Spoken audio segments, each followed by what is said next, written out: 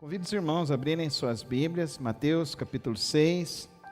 Vamos ler os versos de 5 a 8. Famílias segundo a vontade de Deus cultivam uma espiritualidade saudável. Mateus 6, de 5 a 8.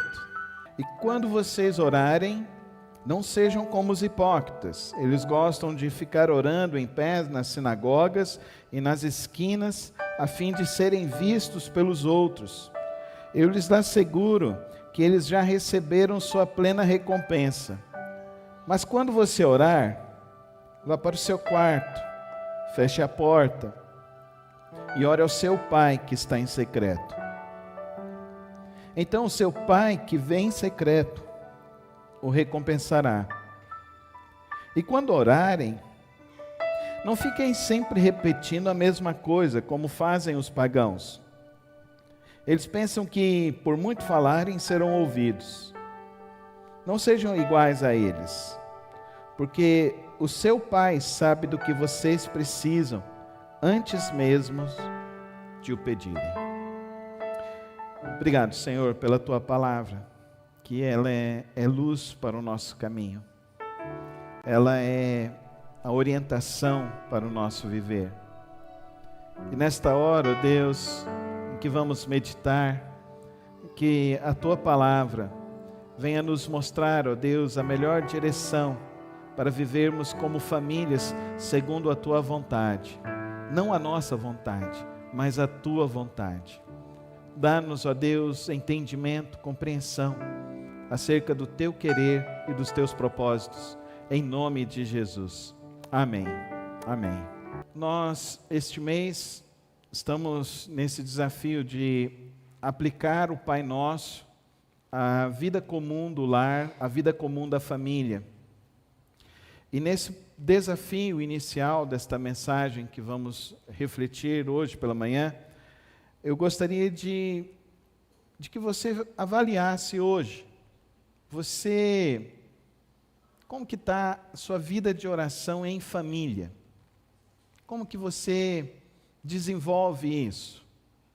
Como que é a sua espiritualidade no seu lar? Porque nós precisamos fazer uma distinção aqui logo, que quando nós estamos falando de espiritualidade, nós estamos falando de uma prática de vida cristã. E religiosidade é uma prática que você faz fora do ambiente do seu lar. Muitas das vezes nós vivemos uma prática muito mais religiosa do que uma prática espiritual. Então nós valorizamos que é mais importante estar na igreja do que orar em casa. E nós precisamos entender que a primeira orientação que Jesus traz, antes de falar sobre o Pai Nosso, entra no teu quarto. E a comparação que ele está fazendo é a comparação religiosa. Os fariseus gostavam de orar em público. E Jesus está dizendo que nós devemos orar no quarto, em casa, no lar. E por isso que é importante você fazer um termômetro espiritual neste momento, de 0 a 10. Como que é a sua prática religiosa? Como que é a sua espiritualidade no seu lar? O que há mais precioso para você? A sua oração na igreja ou a oração em casa? Se nós começarmos a avaliar neste momento quão importante é orarmos em nossas casas, nós poderemos então entender que existe um caminho muito profundo e precioso para viver a oração em nossas casas, em nossos lares. Você vem na igreja, eu já ouvi muitos desses testemunhos. Nossa, se eu fico uma semana sem ir à igreja, parece que as coisas ficam muito turbulentas. E é bom que você venha na igreja para que na sua casa e na sua vida as coisas não fiquem turbulentas. Mas eu gostaria de te desafiar a você não apenas vir na igreja, mas a você convidar Jesus para entrar na sua casa, no seu lar, através da oração. A você ter o seu tempo de oração em casa, a você ter o tempo de oração em família, em seu lar. Queridos irmãos, eu nasci num lar evangélico, graças a Deus. Meu pai e minha mãe se converteram antes de se casarem, e então nós fomos criados num ambiente cristão, evangélico. E os batistas sempre tiveram um guia devocional. Até a década de 80, o nosso guia devocional se chamava Mananciais do Deserto. Quantos aqui conhecem?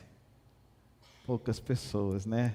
Vocês não sabem como era precioso o momento de nós lermos Mananciais do Deserto em casa.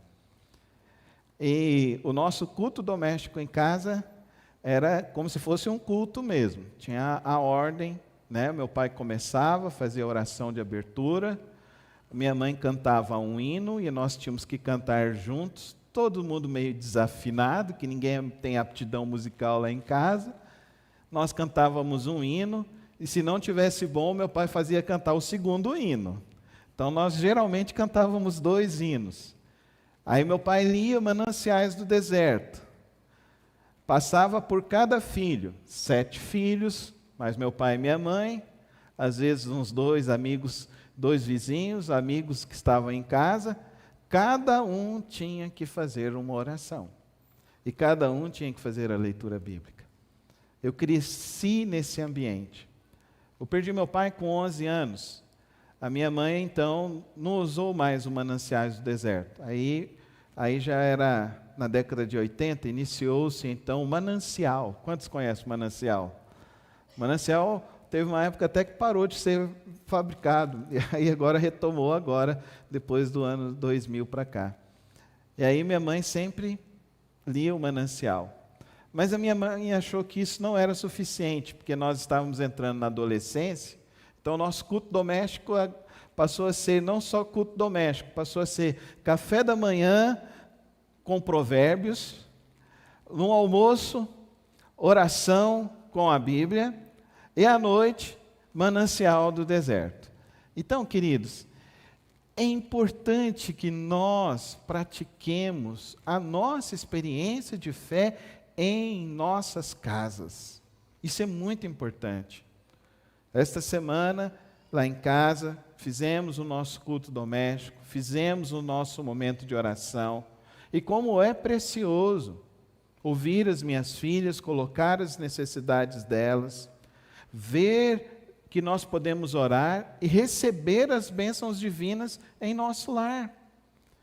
O objetivo desse mês da família nada mais é do que isso. Seguimos essa orientação de Jesus, que levar a espiritualidade, levar a prática da fé para o nosso lar, para nossas casas.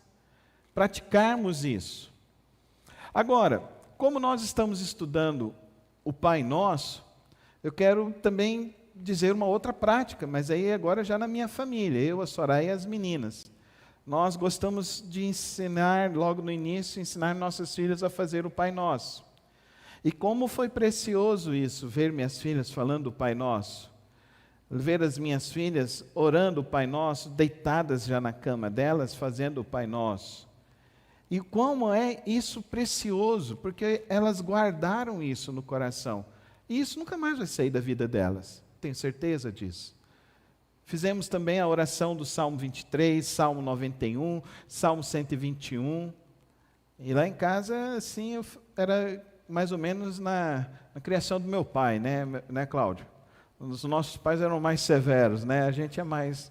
Mas eu tentei fazer igual o meu pai. Fala alto, não pode errar a vírgula. Meu pai ensinava a gente assim. Mas é importante que nós vivamos a experiência da nossa fé em nosso lar. Porque corre o risco, querido irmão, de você trazer o seu filho para a igreja e você criar o seu filho apenas num ambiente religioso e ele se tornar um religioso.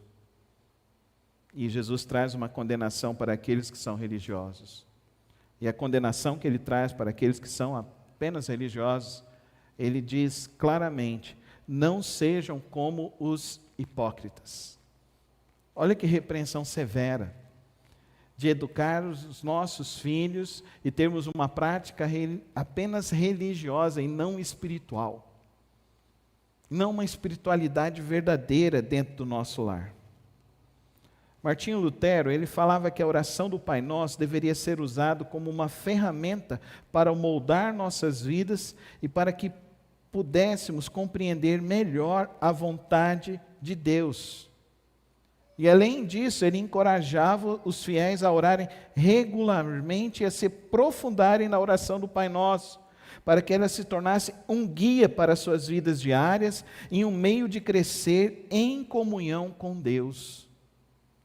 Então, eu e você precisamos entender isso, que a habilidade da fé do seu filho e a sua habilidade de fé será moldada pela sua vivência de fé no seu lar. A sua habilidade de fé será adestrada com o seu quarto secreto.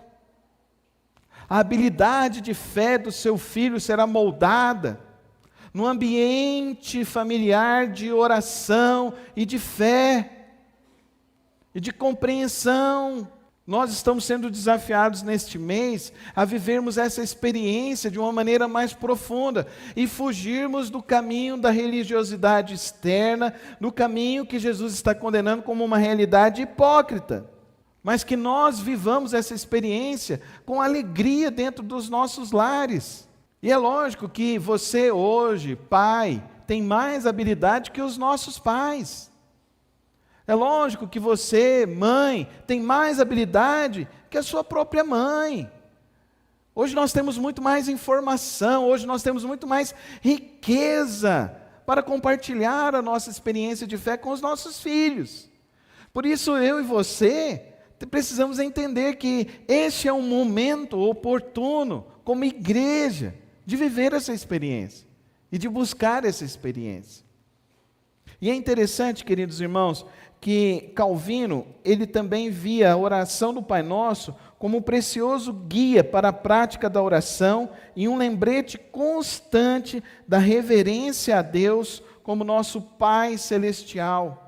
Ele encorajou também seus fiéis a usarem essa oração como modelo para suas próprias súplicas e como um meio para se aproximarem de Deus em humildade, submissão e comunhão com Deus.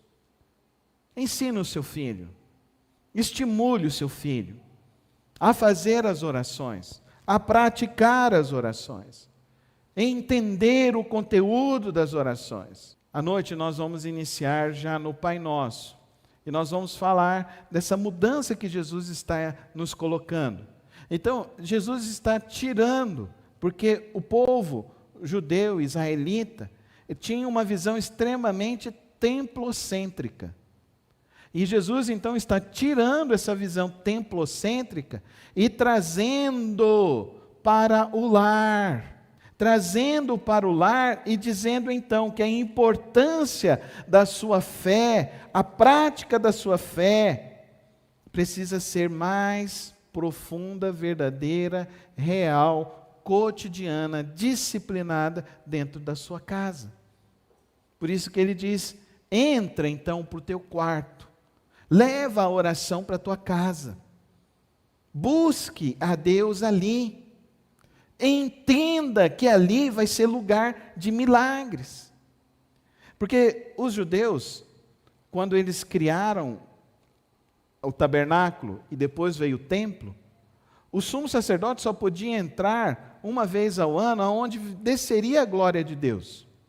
E não sei se vocês se lembram que quando Moisés entrava no tabernáculo, ele tinha que sair com um véu, porque as pessoas não conseguiam ver a glória de Deus que estava sendo refletida através de Moisés. O apóstolo Paulo, então, nos traz essa compreensão lá na sua carta aos Coríntios, falando então agora que nós não precisamos mais deste véu. Porque agora, quando você ora diante de Deus e busca Deus no seu lar, vem a Shekinah, a glória de Deus presente na sua casa. Amém, irmãos? Quantos aqui querem ver a glória de Deus no seu lar? Então leve a oração para a tua casa. Busque a Deus no seu lar. Você receberá, porque todos aqueles que buscam o encontram. Todos aqueles que o clamam, ele responde. Então leve a oração, a prática da oração para o seu lar, dentro da sua casa, no meio do seu lar. Nós precisamos cultivar esse tipo de experiência e principalmente uma espiritualidade saudável. Então eu queria destacar aqui com os irmãos 3 princípios para nós. O primeiro princípio: famílias com espiritualidades saudáveis cultivam uma vida de oração. Então eu e você precisamos orar. Jesus usa assim a seguinte expressão: quando vocês orarem. Então eu quero te perguntar, irmão, você ora quantas vezes por dia, na sua semana? Você ora quantas vezes no seu quarto secreto de joelhos? Quantas vezes? Quando vocês orarem. Ou você só ora quando vem no templo? Se você só ora quando vem no templo, tome muito cuidado. O seu filho está te observando. Ele vai te copiar assim. Ele vai viver esse tipo de religiosidade. E não é essa religiosidade, não é essa experiência que Deus quer que o seu filho tenha. O seu filho quer que você tenha uma experiência profunda com Deus, para que o seu filho tenha uma experiência profunda com Deus. Amém, irmãos? Então, às vezes, a gente está gastando muito tempo falando de tantas coisas aqui da terra, porque nós não estamos orando diante do Senhor.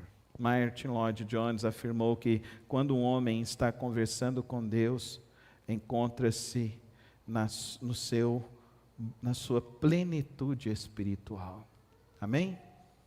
Na sua plenitude espiritual. Quando você está conversando com Deus. Já para você entender a dimensão do que isso significa. Talvez essa semana você vai ter uma reunião importante com alguém. Você vai com qualquer roupa? Geralmente a gente usa a nossa melhor roupa. Você vai chegar atrasado? Geralmente a gente chega antes. E para se encontrar com Deus, existe alguém mais importante neste universo do que Deus? Então vale de qualquer jeito, de qualquer forma, de qualquer maneira? Não, querido irmão. As tuas prioridades revelam as intenções do seu coração. As suas prioridades. O seu filho está observando isso. Então, querido irmão, eu tive uma lição muito profunda quando eu estava lá em São Paulo. A gente foi desafiado numa das nossas matérias de missões a evangelizar um muçulmano. Então, eu fui numa mesquita que tem lá em São Paulo e a gente foi tentar evangelizar um muçulmano. Eu mais um colega. Quando nós chegamos lá, eu tinha uma Bíblia bem surradinha. Quando eu cheguei lá para evangelizar um muçulmano, a primeira coisa que ele virou falou assim: você quer vir falar de Deus? Mas você, olha a sua Bíblia. A Bíblia não é o lugar da onde o seu Deus fala com você? É assim? É desse jeito? Aí eu fiquei parado, eu fiquei pensando na questão cultural, né? Porque a gente cresceu dizendo que aquele irmão é um irmão valoroso, porque você vê, ó, a Bíblia dele está toda marcada, está toda riscada, mas se você for evangelizar um muçulmano, você não pode levar uma Bíblia assim, porque para eles, isso é um pecado. Porque quando eles vão pegar para ler o Alcorão, primeira coisa que eles têm que fazer, eles têm que lavar as mãos, têm que se limpar. Eles vão pegar, eles vão ler, eles leem apenas uma página, para que eles possam ler e compreender. E a gente, como bom crente, né? Crescido dentro da igreja, a gente lê rapidinho para ver se acaba rapidinho logo, para ler a Bíblia toda em um ano, né, irmãos? E aí eu pude entender algumas características religiosas que podem ser ruins, mas algumas características espirituais que podem ser ainda mais ruins. Na maneira como nós estamos tratando as coisas, na maneira como muitos crentes estão tratando a sua vida de oração, a sua vida de meditação na palavra, de reflexão na palavra. Então nós queremos muitas das vezes ler para ter muito conteúdo e saber muito. Só que na prática da vida, da fé, não importa o quanto que você sabe. O que importa é o quanto que você vive esta palavra. Amém, irmãos? É isso que está registrado lá em João.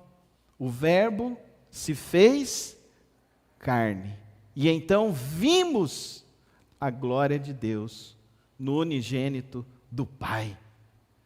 Então esta palavra precisa estar encarnada em nós. Amém, igreja? Nós precisamos compreender essa palavra. Nós precisamos entender qual é de fato a nossa prioridade. Nós precisamos viver essa experiência com Cristo Jesus. Um autor diz assim: a oração é um dos maiores privilégios que Deus nos concedeu, visando a nossa edificação, conforto, alívio e principalmente como veículo de compreensão de nossa adoração e a gratidão ao nosso Pai Celestial. Dá para você entender o privilégio que você tem em orar em família, conversar com Deus, buscar a Deus. Veja 5 benefícios de você orar em família. Primeiro benefício, isso vai trazer mais intimidade familiar com Deus. Vai melhorar o seu relacionamento conjugal. Você vai parar de ficar olhando mais para os defeitos do seu marido e os defeitos da sua esposa. E você vai entender mais que eles são alvo da graça de Deus. Vai fortalecer os vínculos familiares. Quando você começar a orar e entender a prioridade, o agir de Deus, você vai ver Deus agindo. Amém, irmãos?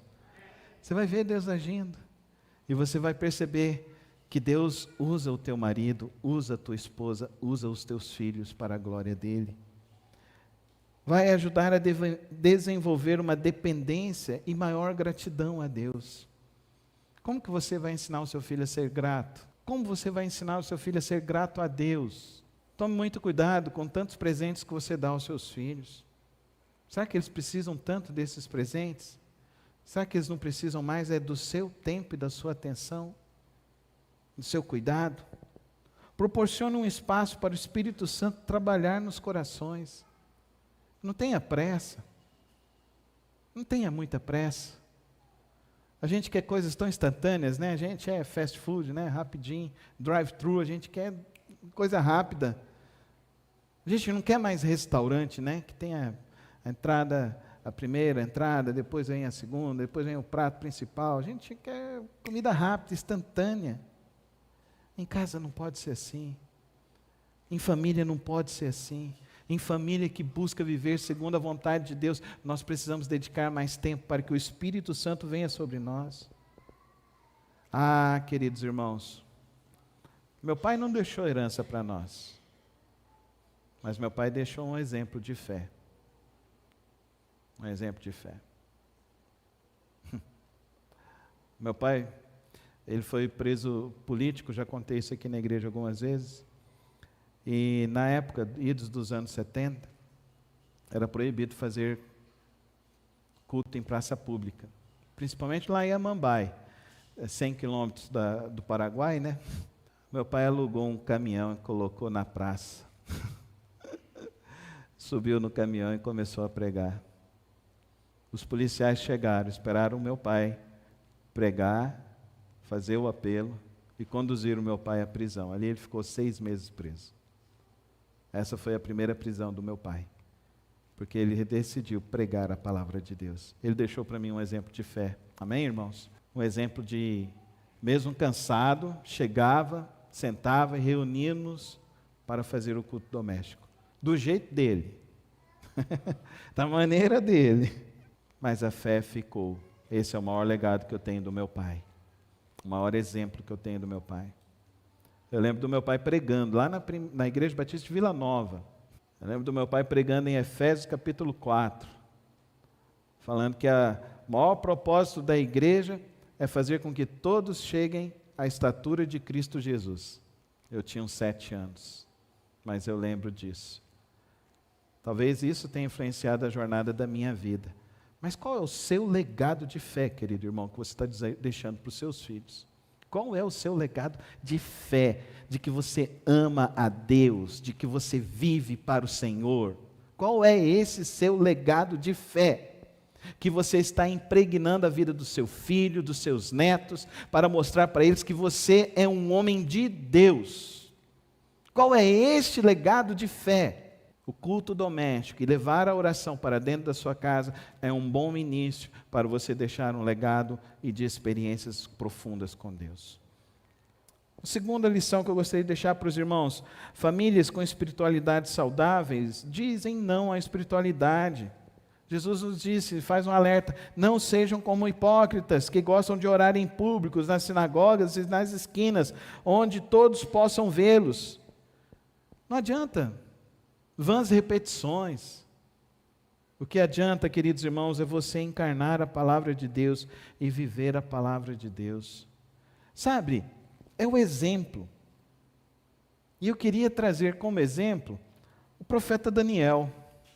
Lembram do exemplo do profeta Daniel? Falaram que ele não podia mais orar. Mas o que Daniel faz no outro dia? Leis injustas? Nós vamos cumprir? Não. O povo de Deus não é convocado para respeitar e praticar leis injustas. Não. Nós praticamos a desobediência civil quando as leis são injustas. O que Daniel faz?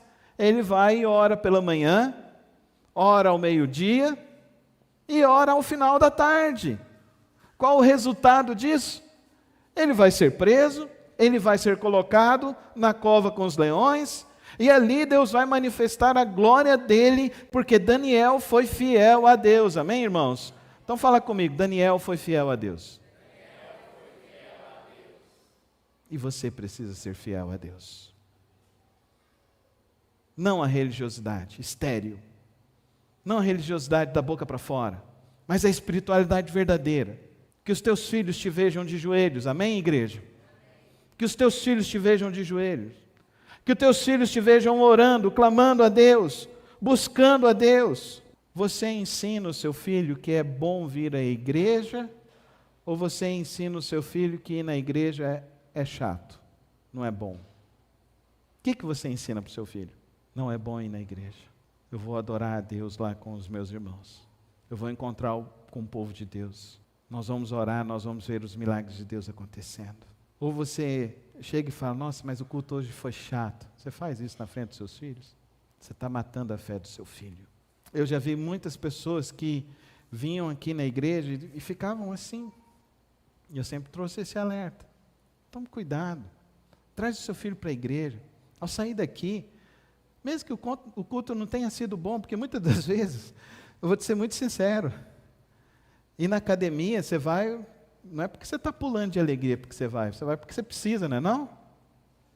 Ir no médico, você vai trabalhar com pulos de alegria, né? Na segunda-feira acordar cedo para ir trabalhar, encontrar com pessoas que não são muitas às vezes agradáveis, mas você vai chegar lá e vai trabalhar e no final do dia você vai sair de lá meio cansado e às vezes você fala, obrigado Senhor, porque é daqui que eu tiro o meu pão, não é?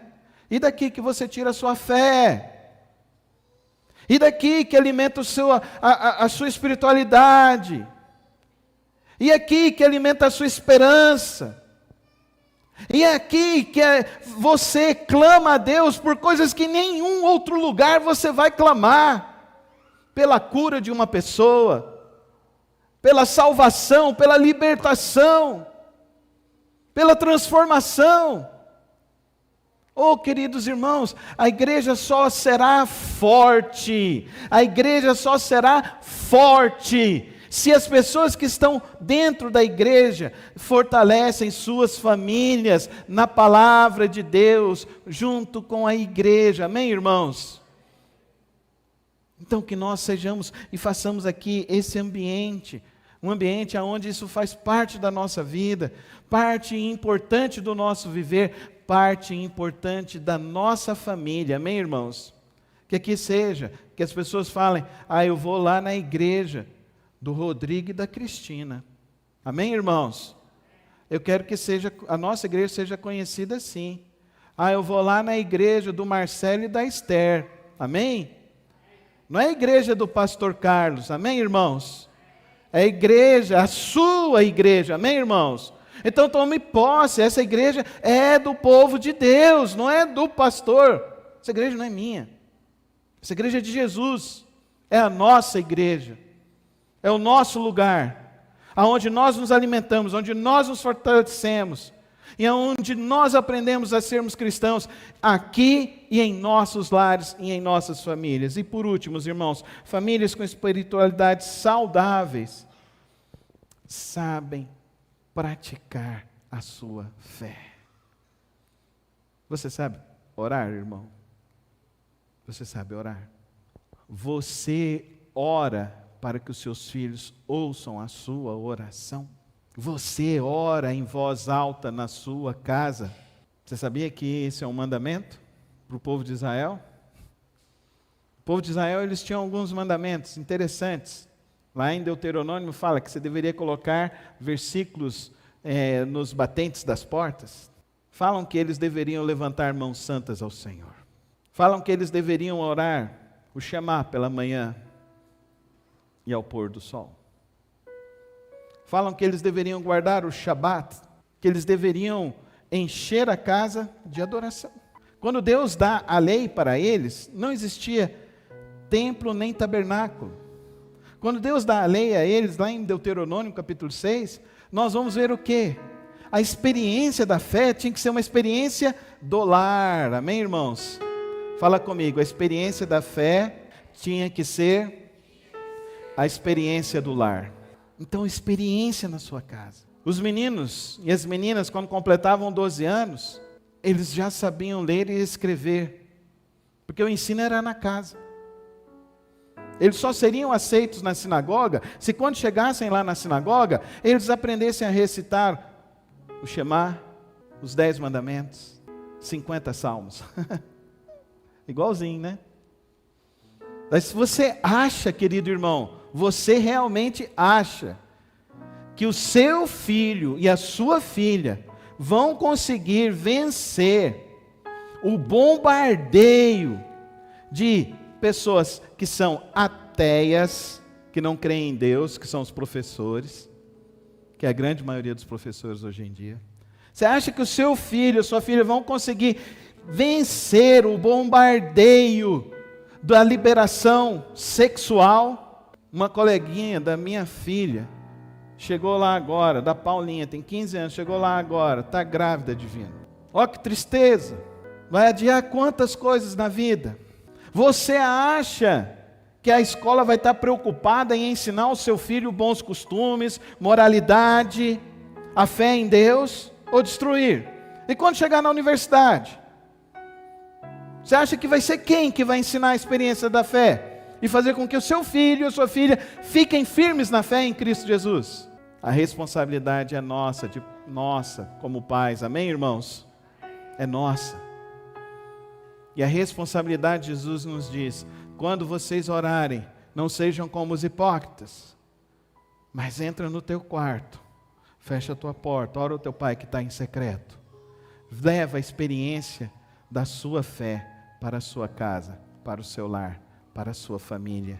Viva essa experiência na sua casa, no seu lar. John Wesley contava que sua mãe tinha tantos filhos que cobria o rosto com um grande avental para poder orar. Este era o seu quarto de oração. Que eles moravam numa casa pequena com tantos filhos. Ela cobria o rosto para conseguir orar. E você? O que está te impedindo de viver uma experiência muito maior com Deus?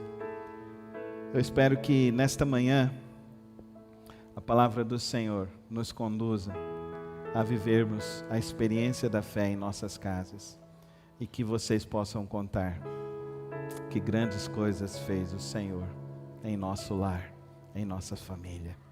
Essa é a minha oração por cada um de nós, que nós possamos ter experiências profundas, verdadeiras, da manifestação da glória de Deus em cada lar, em cada família, e que vocês vejam a glória de Deus se derramando na sua casa, se derramando na sua vida, na vida dos seus filhos, e que você clamando, orando, vendo Deus agindo através da sua vida e da sua família, ganhando os seus vizinhos, ganhando aqueles familiares que ainda não se converteram, vendo as vidas sendo transformadas, porque vocês estão vivendo o legado da fé em Cristo Jesus. Vamos orar e pedir que Deus nos guie neste caminho. Pai querido, Pai celeste, nesta hora, Senhor, eu oro, Pai. Eu sei que a Tua palavra nos traz um grande desafio, ó Deus. Mas eu sei, ó Deus, que a Tua palavra, por meio do Teu Santo Espírito, nos capacitará a vivermos, ó Deus, a experiência da fé em nossas vidas, em nossos lares, em nossas famílias.